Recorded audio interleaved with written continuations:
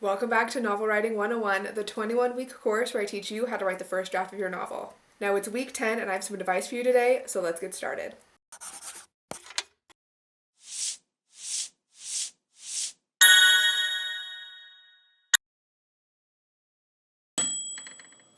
Now it's week 6 of section B, Writing and Execution, and you should be well underway into your first draft. This week, my advice for you is how to utilize TK to write what you can and note what you can't.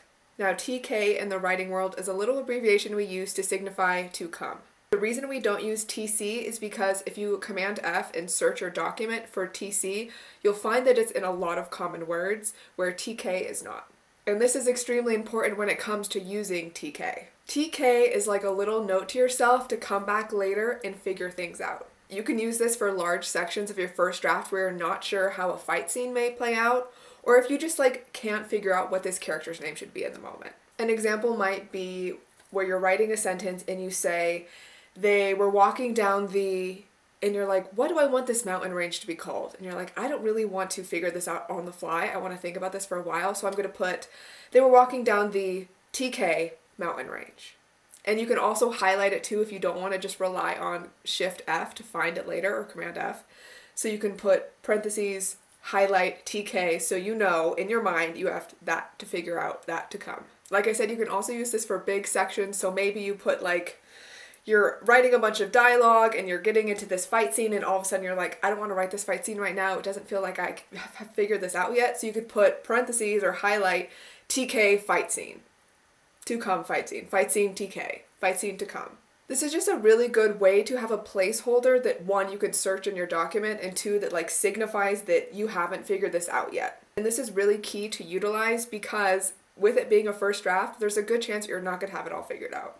Even if you have a really extensive outline, TK is a really great tool to utilize when you're in the moment trying to figure something out and you don't want to put too much pressure on yourself and just keep your progress moving. And if you're more of a pantser and you get into the flow when you're having a writing session and things are going really well and you don't want to get bogged down and caught up on one little instance of something, TK is also useful in that sense. That's why my advice for TK is to write what you can and note what you cannot. Because when you're in the first draft, you want to make it as thorough and detailed as feels natural to you without holding yourself back. So yeah, sometimes that's going to mean that you're putting TK fight scene, TK name for this character, TK hair color, because you don't want to stop in the moment and stress about figuring one little detail out when you can just keep moving.